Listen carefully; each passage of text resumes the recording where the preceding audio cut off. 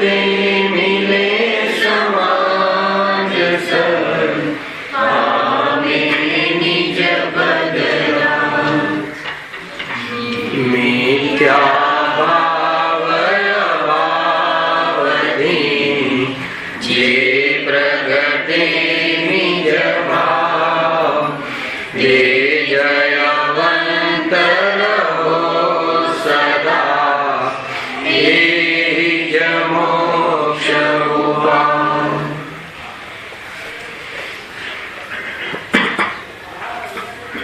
આ શ્રી મોક્ષમાર્ગ પ્રકાશક ગ્રંથ છે. બીજા અધિકાર ઉપર આપણે સ્વાધ્યાય ચાલી રહ્યો છે. સંસાર રોગ કર્મ બંધન એ સંસારમાં સંસારી જીવોને થતો રોગ છે અને કર્મ બંધનનું મૂળ કારણ તો જીવમાં થતા રાગાદી ભાવ છે. મોહ રાગ દ્વેષ ભાવ સર્વ વિશુદ્ધ જ્ઞાન અધિકાર માં ગુરુદેવે ઘણું સ્પષ્ટ કર્યું. ઉદાહરણ બી કુંભારનું હતું. માટી સ્વયં ઘડા રૂપે પુણ્યમે છે. ઘડાનો ઉત્પાદક કુંભાર નહીં. વજનથી બોલે ને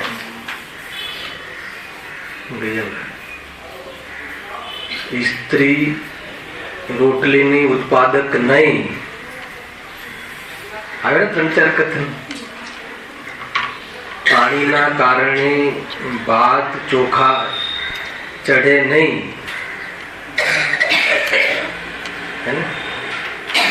શું કેવું હતું એમાં? રાગાદી ભાવ નો કરતા આત્મા સ્વયં છે, પર નહીં. કોઈ ભાઈએ પૂછ્યું આમાં ધર્મ ક્યાં આવ્યો? કુંભાર ઘડાનો ઉત્પાદક નહીં, એમાં ધર્મની વાત ક્યાં આવી? હે ને? ગુરુદેવ બહુ જ પ્રસન્નતાથી કહ્યું કે પરદ્રવ્ય રાગ કરાવે છે, મને દુખી કરે છે, એવી કર્તૃત્વ બુદ્ધિ તૂટી ગઈ ને, મિથ્યાત્વ ન રહ્યું. આત્મા રાગ રૂપે પરિણમે છે, સ્વયં પર કરાવતું નથી, એ ધર્મ થયો. મિથ્યાત્વ ગયું ને. પછી તત્વ શુદ્ધની વાત કરી કે રાગાદી પરિણામ પરિણમે છે, પણ એ આત્માનો સ્વભાવ નથી. આત્મા ત્યાં વ્યાપે છે, પર વ્યાપતું નથી, પરંતુ એકરૂપ રહે છે, એ રૂપે થતો નથી. એવો હું જ્ઞાયક. કેટલું મતલબ સ્ટેપ બાય સ્ટેપ બેલેન્સ ચિંતન, બેલેન્સ. આ જીવ તો રાગ તો સાંભળી લીધું ને, આખી વિધિ ખબર છે નહીં, એને રાગ તો છે જ નહીં, આત્મા કરતો જ નથી. તો કોણ કરે છે? પર કરે છે, પર કરાવે છે. હું ત્રિકાલી ધ્રુવ છે, પૂર્ણ સુખનો પિંડ છે, પણ વર્તમાનની પર્યાયમાં, વર્તમાન ક્ષણિક પર્યાયમાં દુઃખ છે કે નહીં, એમ વાત એમ છે. સાતત્વની ખબર નથી એમ કહે. જીવ તત્વ અને આશ્રવ તત્વ. આશ્રવ તત્વની હયાતી ક્ષણ માટે છે કે નહીં, ત્રિકાલી ધ્રુવમાં નથી, એ મૂળ વાત છે. પણ છે જ નહીં તો કે મિથ્યાત્વ છે એમ માને તો બેલેન્સ ચિંતન જો. એટલે પ્રમાણકથન કહેવાય છે. કોણ કરે છે? પરદ્રવ્ય તો કરાવતું નથી અને સ્વભાવમાંથી આવતું નથી. પર્યાયની સ્વયંની યોગ્યતામાં સ્વરૂપને ન જોતા એક ક્ષણની ભૂલમાં રાગાદી ભાવ થાય છે. સ્વભાવને પરને જોયા રાખે તો રાગ મટે નહીં, અને સ્વભાવને જોવે તો રાગ થાય નહીં. પર્યાય સ્વતંત્ર છે. પછી યાદ કરીને સ્વયંભૂ પ્રોચનસાની ગાથા એની જન્મ ક્ષણ છે. જેટલા આખો પ્રવચન નો સાર આવી ગયો અત્યારે, એની જન્મ ક્ષણમાં થાય. કરતા કોણ? પર કરાવે છે એ વ્યવહાર નહીં. એ તો મિથ્યાત્વ. રાગાદી રૂપ જીવ आत्मा ने स्वभाव ने न जोता परिणमे से व्यवहार અને એના સ્વકાલમાં થાય છે પર્યાયનો નિશ્ચય અને સ્વભાવમાં છે નહીં એ પરમ નિશ્ચય. ક્યાં રમવું છે ક્યાં જોવું છે જોઈ લેજો. અશુદ્ધ નહીં, અશુદ્ધ નિશ્ચય નહીં, ઉપાદાન તો છે ને. જબરદસ્ત ચર્ચાઓ છે સંસારમાં, તો કોઈ ચીજ બાકી રાખી જ નથી. સાતિદિત્યની ચર્ચા છે તો આશ્રમની ચર્ચા આવી ને. એ રીતે શ્રદ્ધા આત્માની કરવાની છે કે આશ્રમની, કે આશ્રમ અને આત્મા બંનેની? ખ્યાલ? આશ્રમની આશ્રમ તરીકે, આત્માની આત્મા તરીકે. જે ચીજ જેવી છે એવી માનો, એટલે પ્રશ્ન જ ના રહે. કોઈ કહે કે આમ કેમ આમ કરે છે આ જીવ? કોણ આ જીવ? ફલાણો ભાઈ, ફલાણો ભાઈ. તો કઈ વિતરાગી નથી, રાગ છે તો એમ જ કરે ને. રાગમાં બીજું શું કરે? સ્વભાવને કેમ નથી જોતો એ તો આશ્ચર્ય થાય કોઈ વાર પ્રેરણા રૂપે. પરંતુ રાગ હોય તો સંસારમાં એ રીતે જ પરિણમે ને. કોઈ પ્રશ્ન ને કોઈ આશ્ચર્ય જેવું છે જ નહીં. રાગનું રાગમાં કાર્ય થાય છે, સ્વભાવનું સ્વભાવમાં. બસ આપણે કોનો પક્ષ લેવો એ મુખ્ય છે. તે છે જો કેટલે આવ્યા હતા આપણે? મોહની કર્મ તો સમાપ્ત થઈ ગયું ચર્ચા એની. હવે અંતરાય કર્મોદય જન્ય અવસ્થા, પેજ નંબર 43 મારા ગ્રંથમાં છે કે કર્મના ઉદયમાં જીવની કેવી અવસ્થાઓ થાય છે. હવે આ ચોથા નંબરનું ઘાતી કર્મ. 8 કર્મ છે ને, 3 કર્મની ચર્ચાઓ થઈ ગઈ બહુ વિસ્તારથી. કર્મની ચર્ચા થઈ કે જીવ કર્મના ઉદયમાં જીવની અવસ્થા. કર્મ તો નિમિત્ત છે, નિમિત્તની ચર્ચા આજે પણ ઘણી આવી ને. કર્મના કારણે વિકાર થાય છે એમ નહીં. વિકાર થાય છે ત્યારે કર્મ ઉદયમાં હોય છે ભલે, પણ જીવ અશુદ્ધ ઉપાદાનથી વિકાર કરે છે, અણસમજણમાં કરે છે, અજ્ઞાન અવસ્થાને કરે છે. એ રીતે અહીંયા ચર્ચા. અંતરાય કર્મમાં હવે કેવી સ્થિતિ બને છે? અંતરાય કર્મના ઉદયથી જીવ ઈચ્છે છે તે થતું નથી. દાન આપવા ઈચ્છે પણ આપી શકે નહીં. વસ્તુની પ્રાપ્તિ ઈચ્છે પણ થાય નહીં. ભોગ ભોગવવા ઈચ્છે પણ ભોગવી શકે નહીં. ઉપભોગ લેવા ઈચ્છે પણ લેવાય નહીં. અને પોતાની જ્ઞાનાદિ શક્તિને પ્રગટ કરવા ઈચ્છે પણ તે પ્રગટ થઈ શકે નહીં. કેટલી વસ્તુ કહી આમાં ખ્યાલ છે? 5 વસ્તુ કહી. વીર્ય ગુણની 5 પર્યાય છે ને કઈ? લાભ, ભોગ, ઉપભોગ, દાન અને વીર્ય. દાન, લાભ, ભોગ, ઉપભોગ અને વીર્ય. વીર્ય પણ એક વીર્ય ગુણની પર્યાય છે. ખ્યાલ? તો જે વીર્ય ગુણની જે પર્યાય છે, પરિણામ છે, એ પ્રગટ ન થવા દેવામાં નિમિત્તભૂત કર્મ કયું છે? અંતરાય. તો ખરેખર તો મુખ્ય ચર્ચા તો આની સામે આવે છે કે પોતાના સ્વભાવને પ્રગટ કરવાની ક્ષમતા હોવા છતાં અને એમાં એક સ્ફુરાયમાન ન થવાનું પરિણમન થવું, એમાં અંતરાય કર્મ નિમિત્ત છે. મૂળ તો ગુરુદેવની આરતી ચર્ચા કરે છે. પોતાની પર્યાયમાં પોતાને દાન આપવું, શાનું? સુખનું, વિતરાગતાનું. પોતાની પર્યાયમાં વિતરાગતા અથવા સુખનો ભોગ કરવો, ઉપભોગ કરવો, લાભ આપવો, અનેક પદાર્થો બાહ્યમાં હોવા છતાં એ રૂપે આકર્ષિત ન થવાનું વીર્ય ઉષિત થવું, એ વાસ્તવમાં વીર્ય ગુણની સમ્યક પર્યાય અર્થાત તો એની શુદ્ધ પર્યાય છે. આ મૂળ. હવે એમાં અંતરાય આવે. અંતરાય આવે એટલે ક્ષમતાનો ઉપયોગ ન કરે તો એને અંતરાય કર્મ નિમિત્ત છે. એમ અહીંયા સામાન્ય મુખ્ય એ છે. જો તમને 8 કર્મની ચર્ચા શરૂઆતમાં આવેલી ને, એમાંથી એક શબ્દ બતાવી દઉં. પેજ નંબર 28 ગાતી કર્મની ચર્ચા છે ને, એમાં જો 5 મિનિટ. તથા અંતરાય વડે બધા કર્મોનું સામાન્ય નિમિત્તપણું લાગુ પડે છે જીવમાં. એમાં આપેલું છે, આપણે ડાયરેક્ટ અંતરાયમાંથી. તથા અંતરાય વડે જીવનો સ્વભાવ દીક્ષા લેવાના સામર્થ્ય રૂપ જે વીર્ય તેની વ્યક્તતા થતી નથી. આપણો સ્વભાવ શાનો છે? દીક્ષા લેવાનો, દીક્ષિત થવાનું. દીક્ષા લેવાનું એટલે શું? વિરક્ત થવાનું. કોઈ પદાર્થની જરૂરત પડે તો કમજોરી છે, પણ કોઈ પદાર્થની જરૂરત જ ન પડે એમાં વીર્ય છે. ખ્યાલ આવે? 100 કરોડ મળી જવા એ પહેચાન નથી આત્માની. દુનિયામાં બધા જીવોની ઓળખાણ હોય, મોટા મોટા લોકોની, એ આત્માની પહેચાન નથી.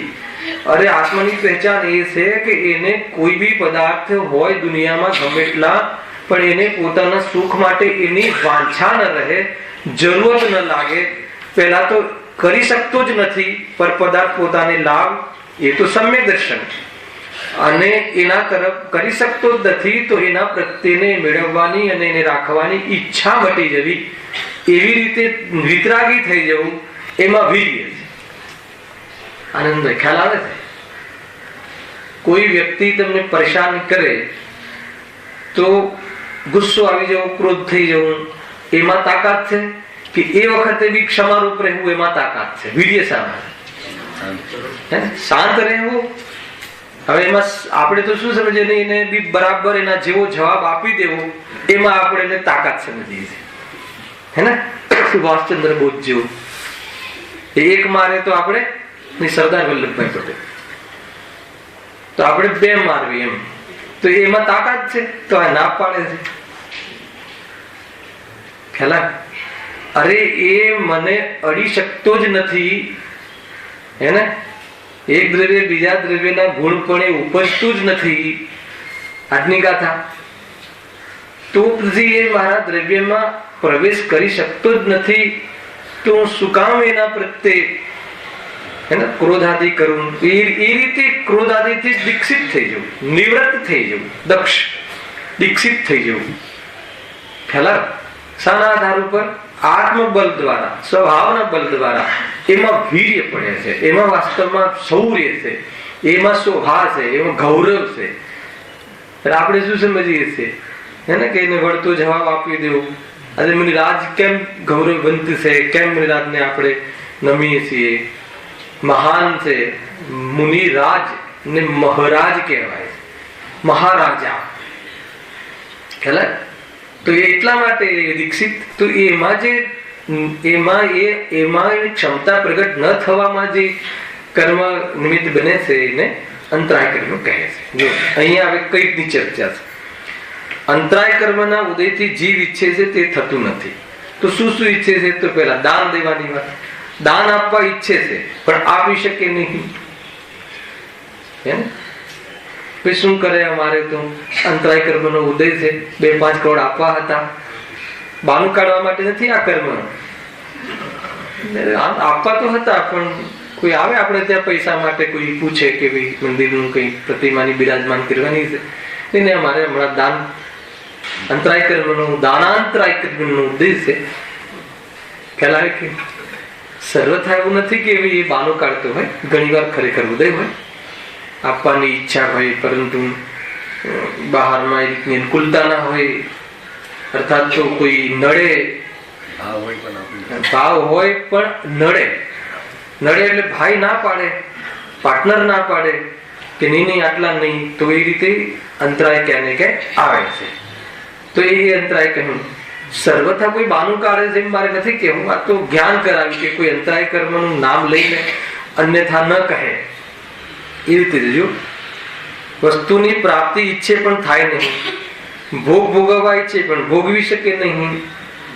ભોગ ભોગવવાની ઈચ્છા છે, મતલબ ટીવી જોવાની ઈચ્છા છે, પરંતુ પાવર જતો રહે, લાઈટ જતી રહે, બરાબર છેલ્લી ઓવર હોય અને વરસાદ આવી જાય. બને કે ના બને એવું? તો બધા અંતરાય કરે સામાન્ય. મૂળ તો ઓલું કહ્યું એ છે.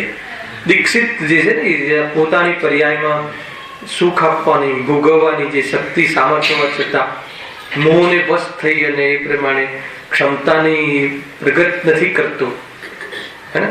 તો એ પ્રમાણે મૂળ પ્રધાન કર્મ તો મોહ છે, પરંતુ સહકારી કર્મ તો કોણ છે? અને પોતાની જ્ઞાનાદી શક્તિને પ્રગટ કરવા ઈચ્છે પણ તે પ્રગટ થઈ શકે નહીં. આ જ્ઞાન, જો આમાં 3 જે કર્મ છે ને, આત્માનું જે સ્વભાવ મૂળ જ્ઞાન દર્શન, બરાબર છે, જ્ઞાન દર્શન સ્વભાવી વિદ્વાન આત્મા, જ્ઞાતા દ્રષ્ટા, એ સ્વભાવને સંપૂર્ણ ઢાંકી શકે એવી કોઈ નિમિત્ત પણ હોતું નથી. એટલે એનો અલ્પ ઉગાડ ગમે એટલું અલ્પ થઈ જાય પરંતુ સંપૂર્ણ ઢંકાઈ જાય ને સ્વભાવનો સંપૂર્ણ નષ્ટ થઈ જાય પર્યાયના અંતર્ગત, એવું પણ બનતું નથી. કેમ કે સ્વભાવ છે અને એટલું સામર્થ ખુલ્લું રહે છે. એટલે ત્રણેય કર્મોનો ક્ષયોપશમ તો કથનચિત રહે જ છે. ક્ષયોપશમ એટલે એના નિમિત્તથી થોડું ઉઘાડ. જ્ઞાન દર્શન એ જ્ઞાનાવરણી દર્શનાવરણી કર્મના ક્ષયોપશમમાં ઉઘાડ અલ્પ, ભલે ચાહે ઝાડનો જીવ હોય, અને જેટલું ઉઘાડ થયો એટલું સામર્થ થયું કહેવાય. હે ને? આટલી મતલબ આટલી પ્રકારની એક ઇન્દ્રિય ખાલી બહારમાં, સાધન બી નહીં પૂરતા એ પદાર્થોને જાણવાના, એને એ પ્રમાણેનું મતલબ કે જ્ઞાન પણ ગમે એટલું અલ્પ હોય પરંતુ જાણવાનું કે પ્રગટ રહેવું હંમેશા, હે ને, એટલું વીર્ય ઉલ્સિત રહે છે. પરંતુ એને ઉલ્સિત કેમ ના કહેવાય? ઉછળી ક્યારે કહેવાય? શક્તિઓ કે જ્યારે એનો લાભ લે, એની દ્રષ્ટિમાં લે, ત્યારે શક્તિઓ ઉછળી કહેવાય. અને એવી પર્યાયની ક્ષમતા પંચેન્દ્રિય જીવ સુધી, અસંગની પંચેન્દ્રિય સુધી તો પર્યાયમાં ક્ષમતા પણ નથી હોતી. અને આપણે તો એવી ક્ષમતા છે, પણ છતાં બી આપણે પર્યાયગત યોગ્યતા હોવા છતાં એના અનુસાર આપણે પુરુષાર્થ કરતા. એકેન્દ્રિય જીવને તો પર્યાયગત યોગ્યતા બી નથી. ત્રિકાળ તો પૂરી શક્તિ છે, કેવલ જ્ઞાન શક્તિ તો બધા જીવોને, પણ વર્તમાન પર્યાયમાં ક્ષમતા તો હોવી જોઈએ ને એ પ્રમાણેની યોગ્યતા. તો અસંગની પંચેન્દ્રિય સુધી તો પર્યાગત યોગ્યતા નથી. આપણે પર્યાગત યોગ્યતા છે કે નહીં? ચારેય ગતિઓના સંગની પંચેન્દ્રિય જીવોને સમ્યક દર્શન પ્રાપ્ત કરવાની ક્ષમતા હોય કે ના હોય? નિયમથી હોય. શાસ્ત્રમાં કહ્યું છે, સદબુદ્ધિ ભગવાને જોયું છે. તો કેમ કરતા નથી? કર્મના કારણે. તો એ બસ એ પ્રમાણે યોગ્યતા છે, એ પ્રમાણેનો પુરુષાર્થ કરતો નથી. જીવીની પોતાની ભૂલ છે. કોની ભૂલ છે? હલાવે કે નહીં એ રીતે છે. પરંતુ એ વખતે કર્મ ઉદયમાં જરૂર હોય છે. પોતાની જ્ઞાનાદી શક્તિને પ્રગટ કરવા ઈચ્છે પણ તે પ્રગટ થઈ શકે નહીં. ગમે એટલું યાદ કરવા મથે, 24 કલાક વાંચે તો યાદ ના ચડે જ નહીં. તો એવી જાતિનું અંતરાય રહે છે. પ્રયાસ કરે છે, ઈચ્છા પણ છે, પરંતુ યાદ નથી રહેતું. હેલા તો એ જ્ઞાનાવરણીય કર્મનો ઉદય રહે છે ત્યાં, અને પ્રયાસ જેટલો ઉગાડ છે એમાં કરે છે, પણ એ ક્ષમતા અનુસાર પણ એને લાભ પ્રાપ્ત થતો નથી. તો એમાં અંતરાય કર્મનું નિમિત્ત પણ છે. એ પ્રમાણે અંતરાયના ઉદયથી પોતે જે ઈચ્છે તે થતું નથી. એટલે ઈચ્છા અનુસાર બહાર, એ તો વેદનીય કર્મ બી લાગુ પડશે આમાં, પણ એક ક્લાઇમેક્સ એ પ્રમાણે બનવું, ઈચ્છા અનુસાર એ પ્રમાણેનું અંતરાય આવા રાખવું, એમાં એ અંતરાય કર્મનું નિમિત્ત પણ બને છે. અંતરાય કર્મના ઉદયમાં આવી નાના પ્રકારના જીવોમાં આવી સ્થિતિઓ જોવા મળે છે. એક વાત ખાસ ખ્યાલમાં રાખો કે સુખ દુઃખ સાથે સંબંધ નથી. આને ડાયરેક્ટ સુખ દુઃખ સાથે સંબંધ તો મોહનીય કર્મનો છે. આપણે આ વિષય બહુ લીધેલું છે પહેલા. જ્ઞાનાવરણીય કર્મ, દર્શનાવરણીય કર્મ, મોહનીય અને અંતરાય. એમાં મોહનીય કર્મ નું નિમિત્ત પણ સુખ દુઃખમાં લાગવું પડે છે. તો આ ત્રણ કર્મ શું કરે છે? જ્ઞાનાવરણીય, દર્શનાવરણીય, બીજા બધા. તો એક પરિસ્થિતિ ઉભી કરે છે. સાની? સુખી દુઃખી થવાની. હે ને? સુખી દુઃખી થવાની એટલે જે સંસારમાં સુખ કહેવાય છે, ઓછી આકુલતાને સુખ કહે સંસારમાં. તો એ પરિસ્થિતિ ઉભી કરે, પરંતુ સુખી થવું કે ના થવું એનો આધાર મોહ છે. ખ્યાલ? માનો કે કોઈને એ પ્રમાણેની સ્થિતિ થઈ, દાન આપવું છે 1 કરોડ રૂપિયાનું, પણ કોઈ નડી ગયો ભાઈ, બને કે ના બને? ખાલી મંદિરોની જ વાત નથી, ઘરમાં પણ કોઈને મદદ કરવાનો, ભાઈને મદદ કરવાનો ભાવ આવે તો કોઈ આડે આવીને ઊભી જાય, પત્ની આડે આવી જાય, એ શું બધું તમે આપી દેશો, આપણા છોકરા શું કરશે? બંને છે કે નથી બનતું?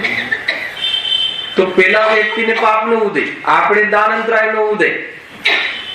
ખ્યાલ આવે કે નહીં? અને મૂળ તો એમાં સુખી થશે કે દુઃખી થશે? તો કે મોહના આધાર. ખ્યાલ? અગર મોહ અગર એ મિથ્યા અંતારા કારણે મારા ભાઈને મદદ ના કરી શકે, આ મોહનો ઉદય થયો અને એમ ખોટું માન્યું એને, તો ઝઘડા કરશે. અને યથાર્થ જાણતું હશે કે એવી દાન અંતરાયના ઉદયમાં આવી જાતિની સ્થિતિ બની, એ કર્મ સિદ્ધાંતના આધાર પર, અને મૂળ સિદ્ધાંત વસ્તુ સ્વરૂપના આધાર ઉપર એ પરમાણુનું ક્ષેત્ર ક્ષેત્રાંતર થવાનું શોકાન નથી.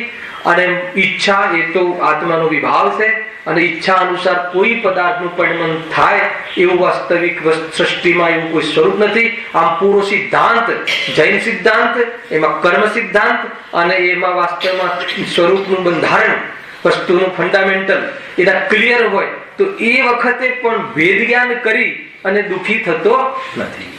મોહ હોય તો દુઃખી થાય, મોહ ના હોય તો દુઃખી થાય, મોહ ના હોય તો ક્યારે દુઃખી ના થાય. એટલે કર્મનો વાંક કાઢવાની જરૂર નથી. મૂળ તો પોતાના ઉપર છે, સુખી થો કે દુઃખી થો.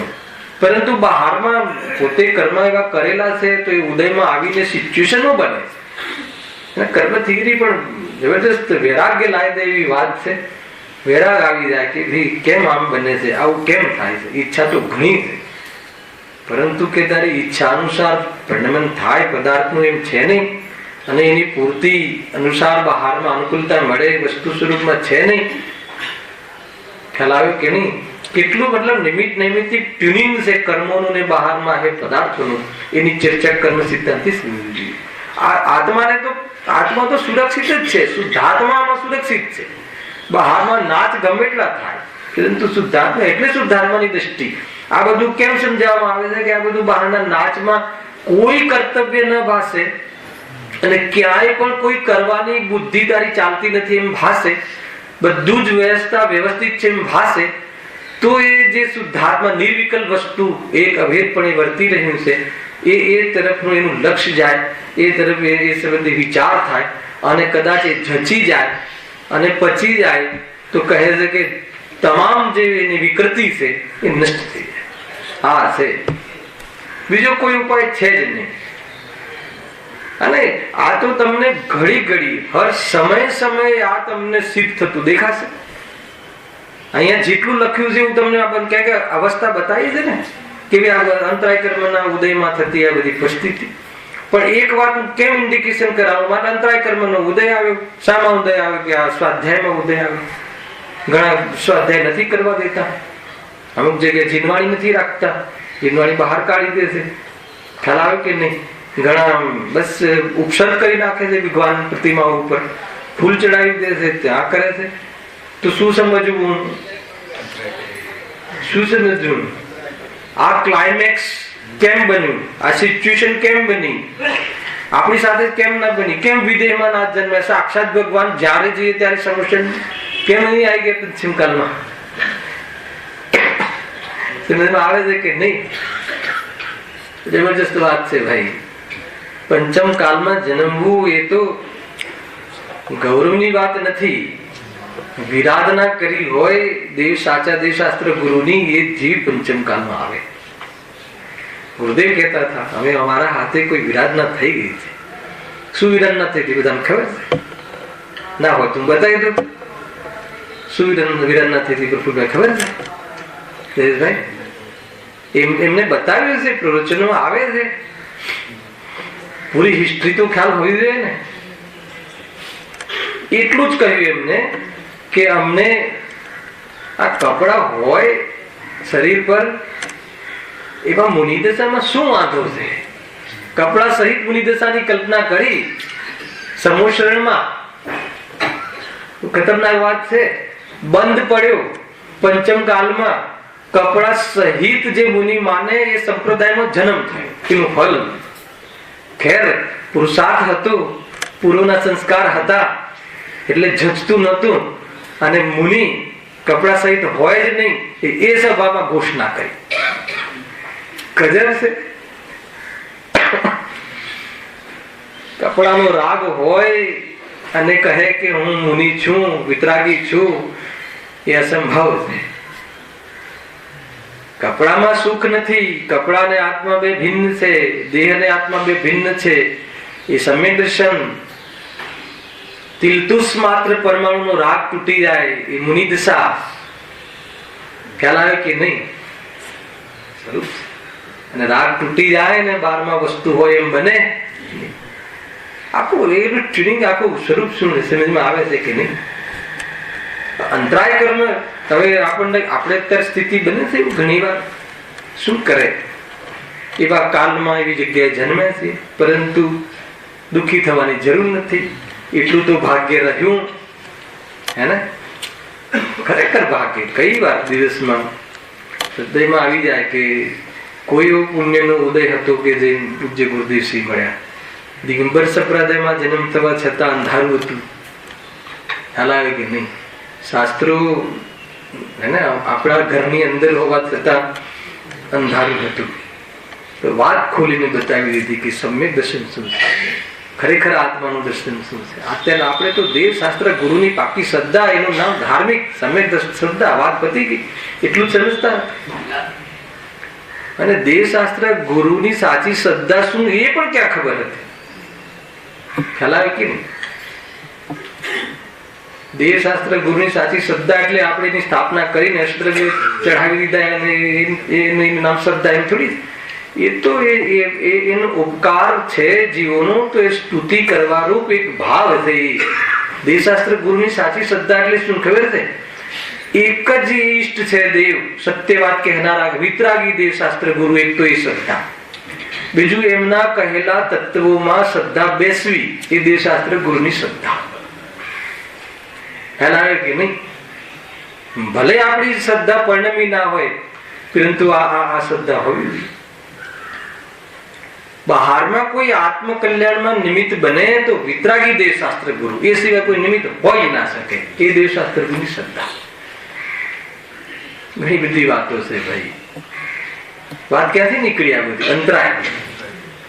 માન લો કે એવું બને, એવા કોઈ કર્મ કર્યા હોય કે એવા પતિદેવ સાથે યોગ થઈ ગયો, આ ભાવ પૂરો પસાર કરવાનો હોય, એ પ્રવચનમાં આવવાની મનાઈ કરી દે. નહીં, પહેલા ઘરની વ્યવસ્થા, પછી પ્રવચન. આપણો એવો રાગ બી હોય, શું કરે? એટલો રાગ પતિ પ્રત્યે કહો, ભય જેવી કહો, બધી કસાય લાગુ પડશે. તો હવે ત્યાં કેવી રીતે ધર્મ એનો થશે કે નહીં થશે? હવે શાંત દુઃખી થવું હોય અને સુખી થવું હોય તો ત્યાં શું કરવું?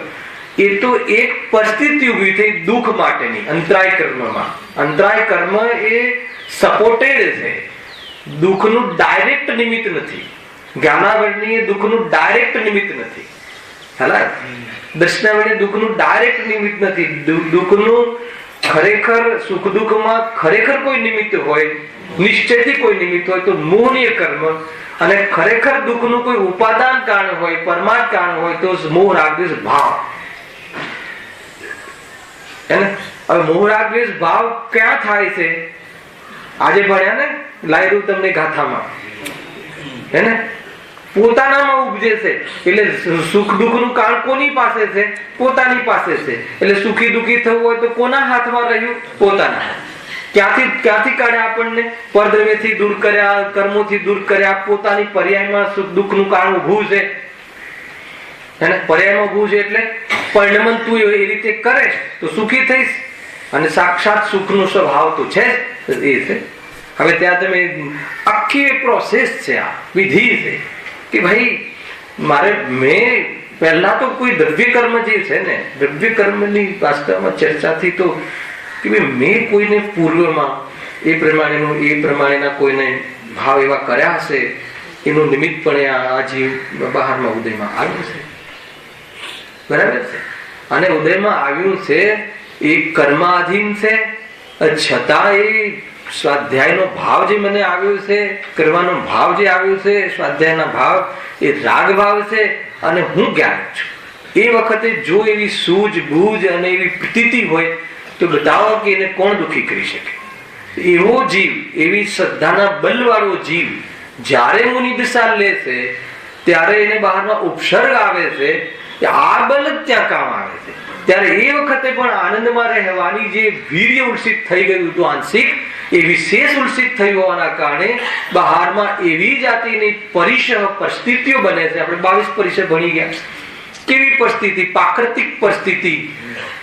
એવી ગરમી પડે કે મતલબ કે આખું જલી જાય, એવી ઠંડી પડે કે અનાજ જલી જાય. એવી પરિસ્થિતિમાં મુનિરાજ જંગલોમાં પર્વતની ટોચ પર સુખી રહી શકતા હશે એ કેવી રીતે? તો કે આત્મબલ. અંતરાય તો ઘણો છે, કેટલો બધો અંતરાય હે ને. આપણને તો કોઈ અહીંયા થોડો અવાજ કરે તો આમાં અંતરાય પડે, કરે કે ના પડે? અને થોડું મતલબ બહુ ઠંડી હોય તો યાત્રામાં અંતરાય પડે, તો કેટલી બધી અંતરાય પડે બહારમાં આપણને. બસ અંતરાય આવી ગઈ. હવે આમ તો જવું તું શિખરજી, પણ શું કરે, બરફ પડે છે ત્યાં અંતરાય તરત. હવે એમને અંતરાય કર્મનો ઉદય છે કે નહીં? એમને બી છે ને. બહારમાં એ પરિસ્થિતિ બને છે ને, પણ સુખી દુખી તો કે દુખી કેમ થતા નથી? તો કે આના તત્વ જ્ઞાન હોવાના કારણે. એટલે સુખ દુઃખ તો મોહના કારણે થાય. જેનો મોહ તૂટી જાય છે એ દુખી થતો નથી.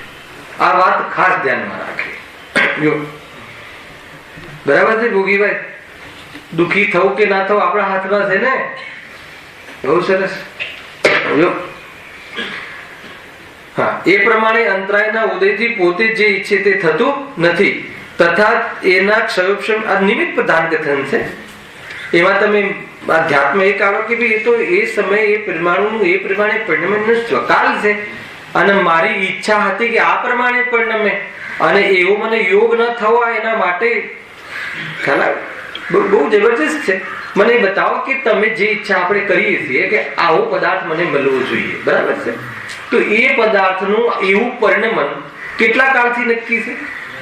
અનંત કાળથી નક્કી છે. તો તમારી ઈચ્છાના કારણે એનું પરિણમન થયું ક્યાં બેસે છે? એ તો એનું પરિણમન થવાનું એ પ્રમાણે હતું, અને મારી ઈચ્છા જે થઈ એ પ્રમાણેની બહારમાં બંનેનું ટ્યુનિંગ મળવું, એનું નામ પુણ્યનો ઉદય. ખ્યાલ આવે? અને એના અનુસાર ટ્યુનિંગ ન મળવો એનો પાપનો ઉદય. આટલું જ છે. તો પાપ પુણ્યના ઉદય ભલે હોય, પણ સુખી ને દુઃખી થવું એ આપણા હાથમાં છે.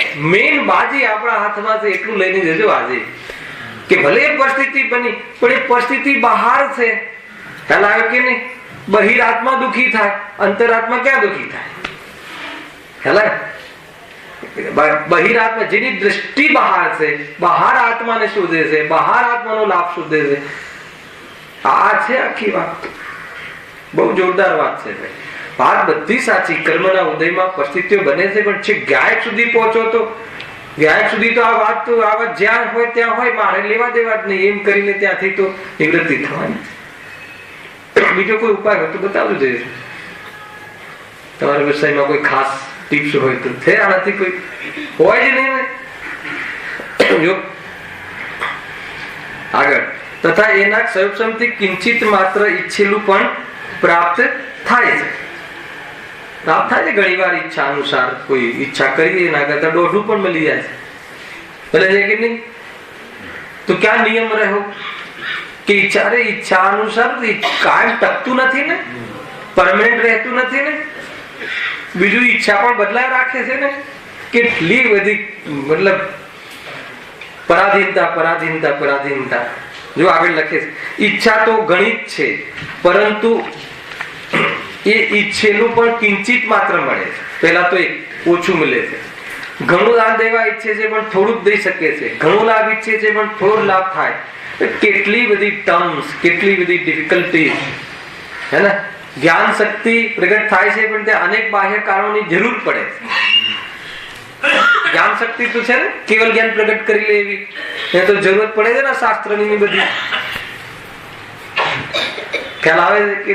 તો એટલી મતલબ સ્વભાવ હોવા છતાં આપણી પાસે પર્યાયગત જે કમજોરીઓ છે, એની જે વિભાવ પરિણામ છે, એ પણ બાજુમાં જ્ઞાન કરાવ્યું છે. કે સંસારમાં જીવાના આ રીતે જોવામાં આવે છે. સંસારમાં આ રીતે જોવામાં આવે છે કે ભાઈ ચલો સ્વાધ્યાય કરીએ. શું કામ સ્વાધ્યાય? અહીંયા શું કામ આવ્યા? સુખી થવું હોય તો આત્મામાં જવું જોઈએ કે સ્વાધ્યાયમાં જવું જોઈએ? સ્વાધ્યાયમાં કોઈ સુખી થયો છે આજ સુધી? જી, આવી વાત છે. તો આત્મામાં જવું કઈ રીતે? એ શીખવા ક્યાં જવું? તો એટલી કમજોરી છે આપણી. ચતુર્થ કાલમાં જીવો આવે છે ને, તીર્થંકરોના જીવો પણ આવે છે, તો એમને કોઈ ગુરુ હોતા નથી, દીક્ષા લેવા માટે કોઈ આચાર્ય જરૂર પડતા નથી. એવી ક્ષમતા પર્યાયમાં જાતે પોતે સ્વયંભૂ સ્વભાવે તો બધા જીવ સ્વયંભૂ છે, પણ પર્યાયમાં કેટલી પરાધીનતા છે ને. ઇન્ડિપેન્ડન્ટ ડે હોય કે રિપબ્લિક ડે હોય, સ્વતંત્રતાની વાત જુદી છે. દ્રવ્ય સ્વભાવથી દરેક જીવ સ્વતંત્ર છે. આપણે અત્યારે સ્વતંત્ર છીએ કે નહીં? 47 મળી હતી ને સ્વતંત્રતા.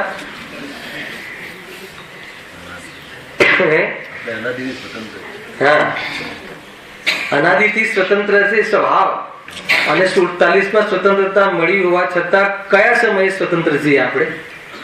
જરા સ્વતંત્રતાથી કરીને બતાવો. ત્યાં રોડ ઉપર એક મકાન બાંધીને બતાવો. પોતાના ઘરમાં દિવાલ બનાવી હોય ને, પૂછો વર્ષમાં પોતાના હોલમાં વચ્ચેની દિવાલ કાઢીને હોલ બનાવતા બનાવતા પછી પડી હે કે નહીં? એ તો પોતાની રજિસ્ટ્રી છે ને. કઈ વાતમાં સ્વતંત્ર છીએ આપણે બતાવો. એટલે બહારમાં સ્વતંત્ર થવું હોય ને, તો જે સ્વતંત્ર છે ને ત્રણેય કાળે એમાં રહીએ તો પછી સ્વતંત્ર થવાય, બાકી ના થવાય. બરાબર જીતુભાઈ? આવી પરિસ્થિતિમાં ગમે એટલા નિયમો બનાવે ગવર્મેન્ટ, મુનિરાજ સ્વતંત્ર છે કે નહીં? કેમ કે એને એ જે નિયમો જેની ચીજના બનાવે છે એ ચીજની એને જરૂરત જ નથી. તો કેમ નથી જરૂરત? કેમ કે જીવ ત્રણેય કાળે સ્વતંત્ર છે. એવી બુદ્ધિ, સમ્યક દર્શન અને એનું સમર્પણ, ઉગ્ર અવલંબન સ્વભાવનું, એવો જીવને બહારની કોઈ બી ચીજ પરતંત્રતા બનાવી શકે અથવા નિમિત્ત બને એમ બને નહીં. ખ્યાલ આવે કે નહીં? તો આપણે તો સરકારને દોષ આપીએ. આમ તો સ્વતંત્ર રહી શકાય, પણ ગવર્મેન્ટ એવી છે ને, ભ્રષ્ટાચાર ચાલે છે, એટલે હવે કોઈ સ્વતંત્રતા રહી જ નહીં, સ્વાધીનતા રહી જ નહીં. અહીંયા કહે છે કે તું બહારમાં કોઈ દિવસ ભ્રષ્ટ સરકાર મટી જશે ને તું સ્વાધીન થઈ જશે, એવી વ્યવસ્થા જ નથી. અરે રામરાજ આવી જશે ને, રામરાજ, ત્યારે પણ તું બહારથી તો તું સ્વાધીન, કે બહાર સાથે તારી સ્વાધીનતા પરાધીનતાને સંબંધ જ નથી. સ્વાધીન સ્વભાવ છે, પરિપૂર્ણ છે. કોઈ પણ ચીજ આત્માના સુખ માટે જરૂરત નથી, એવો લોયલ બની. ખ્યાલ આવે કે નહીં? અને એ રીતે તું રોયલ જીવન જીવીશ તો જ કામ થશે, નહીં તો ના. કેટલી પરતંત્રતા છે જે આપણે સ્વતંત્રતા કરીને હાને બનાવીએ છીએ. તો એ છે ખરેખર સ્વતંત્રતાનો ઢીંઢેરો તો કોને પીટ્યો?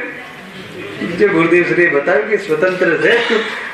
અરે તને પરતંત્રતા થોડી કરે છે. તું એની પાસે જાય છે પર પદાર્થો પાસે કે એ પદાર્થ મને સુખી કર.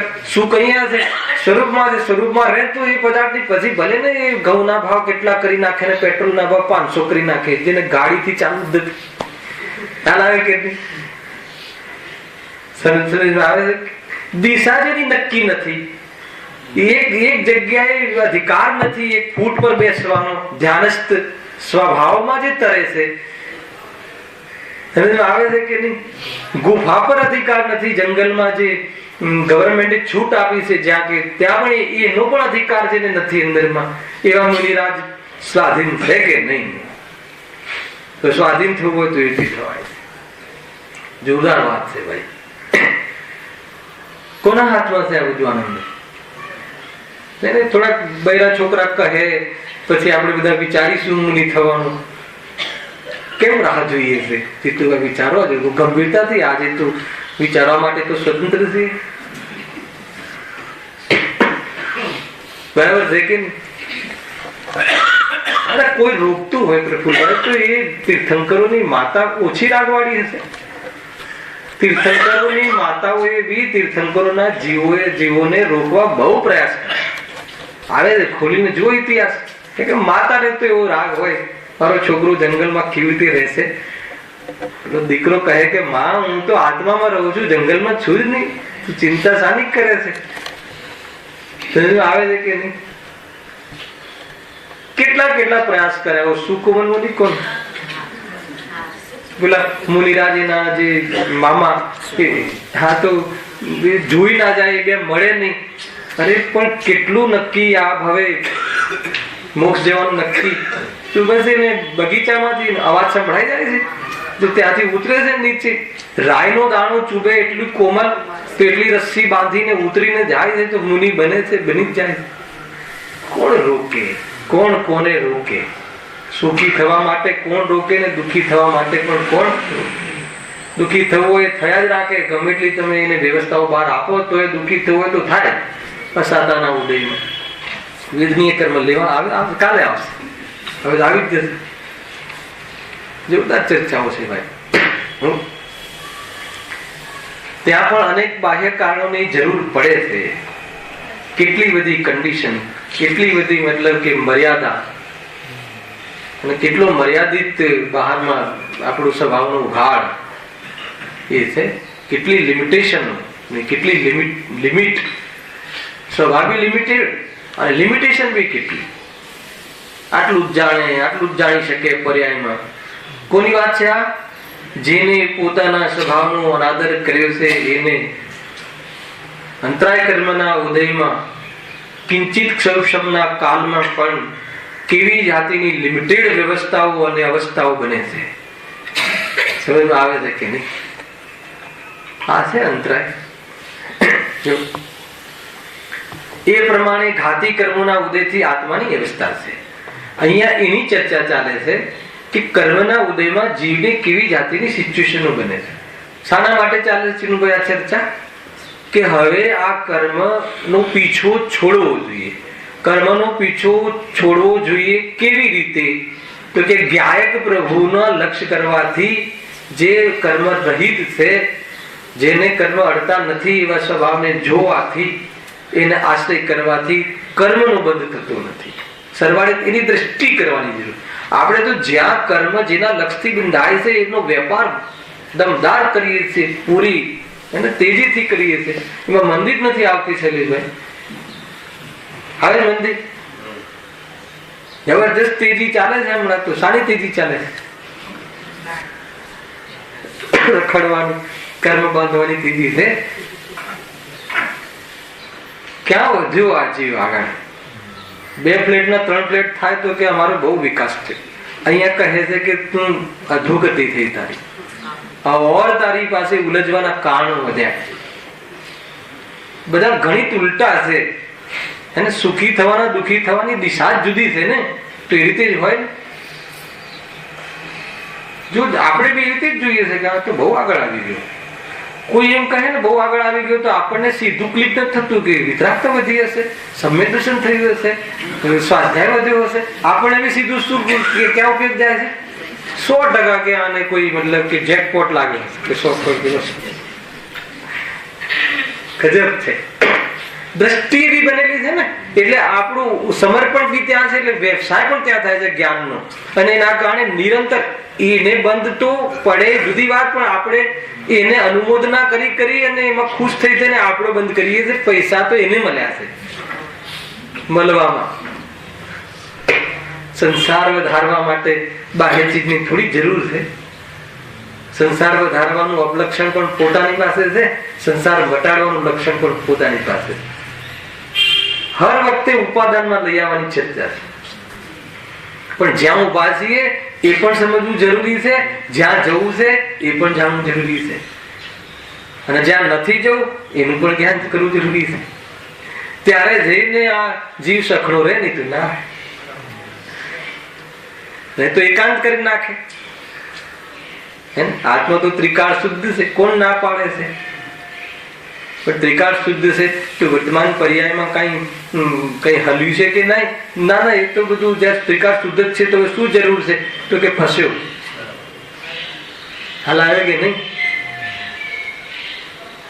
એ રીતે છે. ત્રિકાળ શુદ્ધ છે, એના સમીપમાં રહેવું, એમાં એની સેવન કરવું, એ બધું છે કે નહીં? ઘણી બધી વાતો છે ભાઈ, પણ આ જ સત્ય છે. એ વાત તો થપ્પો મારવો જ જરૂરી છે. અને પુરુષાર્થ કરવાની આપણી પાસે જેટલી ક્ષમતા છે એટલી જયેશભાઈ કરવી બહુ જરૂરી છે. નહીં તો જીવન આમનું આમ જતું રહેશે. નક્કી વાત છે. ખ્યાલ આવે છે કે નહીં? જે આપણને ક્રીમ સમય મળ્યું છે, જે આપણને યોગ્યતાઓ મળી છે, એ યોગ્યતાઓ ફરી નથી મળતી. એટલે ગુરુદેવની જે કરુણા છલકે છે એમના કથનોમાં, હે ને, એમ કે ભાઈ નાણાં મળશે પણ તાણા નહીં મળે. એ કોઈ થોડી એ કોઈ ડાયલોગ બાજી કે એમને કોઈ વિદ્વાન તરીકે કોઈ અલગ રીતે કે પ્રસિદ્ધ કરે. તો એમને ખ્યાલ આવે કે આ આખું જગત, આ વેપારી વર્ગ જેને વળી આત્માની સાચી વાત મળી છે, આ બધા વાણિયા એમ કહે કે એને ઘડીની નવરાશ ન મળે, ફુરસદ ન મળે, હું કોણ છું વિચારવાની ફુરસદ ન મળે. થાય છે હમણાં જે મને મળે છે એ બાજુ જાઉં. એમ કરી કરીને આ જીવ પોતાનાથી દૂર થાય છે, પોતાનાથી દૂર જાય છે. એને ખબર ખ્યાલ આવે શું કેવું છે? સુખથી દૂર થાય છે, અને એ બી સુખી થવા માટે સુખથી દૂર જાય છે. પાણી પીવા માટે પાણી તરસ લાગી છે ને કુવાથી દૂર જાય છે. તો પછી ક્યાં મેળ પડવાનો? ક્યારે નહીં પડે. આવી સાદી સાદી વાતમાં ખીલે છે સંવેદનશીલના ફૂલ. સમજમાં આવે છે ને? જેટલી સૂક્ષ્મ વાત સાંભળવી હોય એ બી શાસ્ત્રમાં છે. સૂક્ષ્મ કોને કહેવાય? ગંભીર બનવા માટે વાત છે સૂક્ષ્મ. ગંભીર થઈ જાવ તો આપણા માટે આજની વાત સૂક્ષ્મ છે, આટલી વાત. અને ગંભીર ન થાય તો પછી બહુ ઊંચી વાત બી સ્થૂલ લાગે. આ ઉલટી વાત કરી ને તમે, આ રીતે પણ છે નિરૂપણ. કહો ને જેટલું કહેતા રહો કદન ગુણનો પિંડ છે, કશું નહીં. અને અરે આટલું એને કોકને ચોટી જાય પહેલા દિવસે આવ્યો, વાત તો સાચી છે. કોણ લઈ ગયું કાંઈ બધું અહીંયાથી? કયું સાથું આ સાથે આવે છે જ નહીં આપણું કે જેની પાછળ આપણે જેને લઈને હું ભાઈ સાથે છલ કરું, જેને લઈને હું દુનિયા સાથે છલ કરું, કે જે બસ એમ છલ કરીને હું સંસાર વધારું છું. પદાર્થ તો મારું તો પણ થતું નથી. અને સંયોગમાં આવે ન આવે ને આવે તો પણ આત્માને શું? ગાયક પ્રભુની સાથે તો એને કોઈ મેચઅપ ટ્યુનિંગ જ નથી. તો પછી આ બધું શાના માટે? આટલી ખબર પડી જાય તો એ તાત્કાલિક સમ્યક દર્શન લઈને ઉભું થાય ઈમાનદારીથી, અગર સમર્પણ કરે. બહુ ઊંચી વાત ક્યાં છે? બહુ ઊંચી વાત એટલે બહુ મોટી કઈ આમ શાસ્ત્ર ફેદવાના હોય આટલા ઝાડા ઝાડા એવું ક્યાં? એ તો સ્વરૂપ ગમી જાય તો આ વાત ક્યાં છે એ જોવાનું એને મન થાય તો ચોપડા ઉકેલે અને જોવે. કારણ કે હજુ પુરુષાર્થ એટલો પૂરો નથી થતો તો ક્યાં જાય કે જે આ વાત જ્યાં કરી છે એની સંગમાં રહેવાનો ભાવ આવે છે. એટલું જ છે સ્વાધ્યાયનું અંતર, બસ બીજું કઈ નથી. બરાબર જીતુભાઈ? બોલો. બહુ જરૂરી છે, બહુ જરૂરી છે. અગર જો આ વાત એને સમજ ના પડી તો આ કર્મરૂપી જે રોગ છે એ રોગ મટે એમ. આ રીતે 4 ઘાતી કર્મની ચર્ચા પૂરી થઈ. હવે 4 અઘાતી કર્મ, એના ઉદયમાં જીવને કેવી જાતિની સ્થિતિઓ બને છે એની બહુ જોરદાર ચર્ચા છે. તો આ ઘાતી અને અઘાતીની ચર્ચા તો આપણે પહેલા કરી હતી. ઘાતી કર્મ કોને કહેવાય છે? કે જે આત્માની પર્યાયમાં અથવા સીધું આત્માના સ્વભાવને ઘાત કરવામાં નિમિત્ત બને, કે જેનું ફળ આત્મામાં આવે, નિમિત્ત તરીકે લેવું. અને અઘાતી કર્મ કે જેનું ફળ સંયોગમાં આવે. આ બે મેન અંતર. જેનું ફળ સંયોગમાં આવે એમાં જે નિમિત્ત છે એ અઘાતી કર્મ, અને જેનું ફળ આત્માની પર્યાયમાં આવે એમાં જે નિમિત્ત છે એમાં ઘાતી કર્મ. બરાબર? ઘાતી જ્ઞાનાવરણી કર્મના ઉદયમાં જ્ઞાન સ્વભાવની પ્રગટતા ન થવી, દર્શનાવરણીયમાં દર્શન સ્વભાવનું પ્રગટતા ન થવી, મૌન્ય કર્મના ઉદયમાં જીવમાં જે સ્વભાવમાં નથી એ પ્રગટ થવું, જે નથી એ પ્રગટ થવું. લખ્યું છે પહેલા જ પેરેગ્રાફ. અંતરાય કર્મ તો આપણે હમણાં જોઈ આવે કે એની જે દીક્ષા લેવાની જે વીર્ય છે એ પ્રગટ ન થવું. એમાં નિમિત્ત તરીકે છે, બાહ્ય પદાર્થ તો નિમિત્ત પણ નથી. આ છે ઘાતી અને અઘાતીમાં એક બીજું અંતર. પેલા બે અંતર ખ્યાલમાં આવ્યું. અને અઘાતીમાં તો જે પાપ પુણ્ય રૂપ છે એ તો સંયોગમાં. ઘાતી એકલા પાપ રૂપ છે. કેમ કે સ્વભાવને પ્રગટ ન થવા દેવામાં નિમિત્ત છે એટલે પાપ રૂપ. અને અઘાતી પાપ અને પુણ્યરૂપ બંને છે. ખ્યાલ? પાપ અને પુણ્યના બે ભેદ અઘાતીમાં કેમ પડ્યા? થોડી ટર્મોલોજી જોઈએ, બહુ મજા આવશે. અઘાતી કર્મમાં પાપ અને પુણ્યના ભેદ કેમ પડે? પાપ પુણ્ય બે ભેદ પડે છે ને. ઉચ્ચ ગોત્ર, નીચ ગોત્ર, શુભ નામ, અશુભ નામ, શુભ આયુ, અશુભ આયુ, સાતા વેદનીય, અસાતા વેદનીય, તો બે પાઠ પડ્યા એમાં, પાપ રૂપ ને પુણ્ય રૂપ. તો પાપ રૂપ અને પુણ્ય રૂપ એમ બે ભેદ કેમ પડ્યા? તો પાપ ભાવના નિમિત્તથી જે પ્રકૃતિનો બંધ થાય એ પાપ રૂપ પ્રકૃતિ, અને પુણ્ય ભાવના નિમિત્તથી જે પ્રકૃતિનો બંધ થાય એને પુણ્ય પ્રકૃતિ. ખ્યાલ? હવે ગજબની વાત એ છે કે પુણ્ય ભાવ અને પાપ ભાવ એ જીવના ભાવો છે. અને એમાં પણ પુણ્ય ભાવ એ શું છે? પુણ્ય ભાવ એટલે કશાયની મંદતા. કેમ અમારે કેમ આ બાજુ લઈ જવું છે કે પુણ્યના ઉદયમાં સાતાવેદની કર્મ લેશું ને, સાતાવેદની કે સુખ અને દુઃખના કારણ પહેલી લીટી છે એમાં, સુખ અને દુઃખના કારણ. તો જે સુખના કારણ એટલે ત્યાં પુણ્યના ઉદયમાં સાતાવેદની એનો ઉદય સુખનું કારણ. કેમ કે એ પુણ્ય પ્રકૃતિના પુણ્ય ભાવમાં એ બંધાયેલી પ્રકૃતિ છે પહેલા તો પુણ્ય ભાવ એટલે શું? કસાયની મંદતાને પુણ્ય ભાવ કહે છે. ખ્યાલ?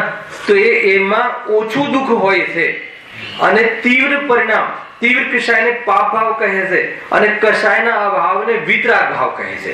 3 પોષણ પડે આપણા. ખ્યાલ? કસાયની મંદતાને પુણ્ય ભાવ કહે છે. તો કસાયની મંદતામાં ઓછું દુઃખ, કસાયની તીવ્રતાને પાપ ભાવ કહે છે, ઘણી આકુળતા અને કસાયના અભાવને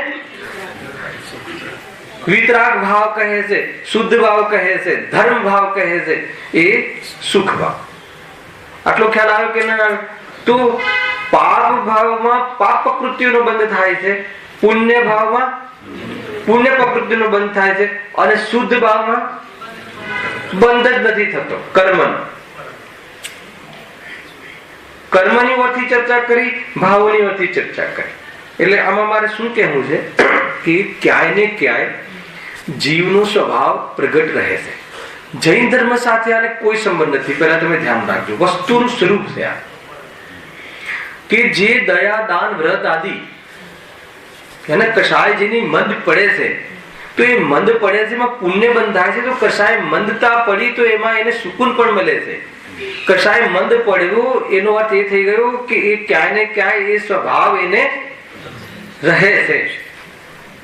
માનો કે ગમે તેવો વ્યક્તિ હોય એ લોભ કસાય ડાઉન થાય, કોઈ બી ચીજ કોઈ વસ્તુ આપે કોઈને, દયા દાન આપે, લૌકિકની વાત છે, ઢોરને ઘાસ ખવડાવે કે ભૂખ્યાને રોટલા આપે તો એને એટલો લોભ કસાય ડાઉન થયો હશે કે નહીં? તો લોભ કસાય ડાઉન થયો ત્યારે પુણ્ય બંધાયું. તમે સમજો? અને લોભ કસાય સંપૂર્ણ મટી જાય તો બંધ જ ના થાય. અને પુણ્ય બંધાયું એનો અર્થ ખબર છે કે એને રાહત મળી અને આગળ રાહત મળે, બહારમાં અનુકૂળતા મળે. અનુકૂળતા મળે એનો અર્થ શું છે? કસાયો એ વખતે વિકલ્પોને શાંતિ મળે. વિકલ્પ એટલા ડાઉન થાય તો એવી જાતિની બહારમાં સિચ્યુએશનો મળવી. વિકલ્પને બહારના પદાર્થોથી નહીં પણ એવી અનુકૂળતા મળવાના કાળમાં વિકલ્પો ડાઉન થાય છે તો ઓછું દુઃખ થાય છે. એને સંસારમાં સુખ કહે છે. ખ્યાલ આવે છે કે નહીં? તો આવી અવસ્થા પણ કોના કારણે મળે છે? સ્વભાવથી મળે છે. મારે ત્યાં લઈ જવું છે. આ બહારમાં જેને અનુકૂળતાઓ મળે છે ક્યાંય ને ક્યાંય એ સ્વભાવનું ફળ છે. કઈ રીતે સ્વભાવનું ફળ છે કે કસાય ત્યાં મંદ પડી છે તો મંદ પડી છે, દયા, દાન, વ્રત આદિ એ ભાવ તો પુણ્ય ભાવ છે પણ દયામાં જેટલી કસાય ડાઉન થઈ એ શું છે? એ કસાય એમને કેવી રીતે દયા આવે? અને આપણા ઘરે કોઈ બાય કામ કરતી હોય, કામવાળી બાય કરતી હોય કામ, અને એટલું બધું કામ આપણે નહીં લાવ, થોડા 2 વાસણ હું કરી લઉં, થોડું તો બિચારો જીવ છે. ખ્યાલ? તો એના પાસેથી વસૂલ કરી લેવાની તીવ્ર કસાય શું થઈ? ડાઉન થઈ. તો જ્યાં કસાય ડાઉન થઈ એનો અર્થ જ કે ત્યાં સ્વભાવ આવ્યો અને એના ફલમાં આ પુણ્ય બંધાયું છે મંદ કસાયમાં. ખ્યાલ? અને સ્વભાવની પ્રતીતિ થાય તો કર્મ જ ના બંધાય. તો કર્મબંધ સ્વભાવ પ્રગટ રહે છે. ગુરુદેવે એકવાર કથન કર્યું, મને એટલો મેં વિચાર કર્યો જબરજસ્ત. તમને કહું એ શું કહે એમને કહ્યું કે અકામ નિજરા અને સકામ નિજરા બરાબર છે. સકામ નિજરા તો ધર્મ છે, પુરુષાર્થ રૂપ છે. અકામ નિજરા બધાને છે. એકવાર ગુરુદેવ પ્રવચનમાં કહ્યું અકામ નિજરામાં પણ જીવને નિમિત્ત સ્વભાવ બને છે. કારણ અકામ નિજરા બધાને બને, એકેન્દ્ર જીવને પણ અકામ નિજરા થાય છે. બરાબર છે.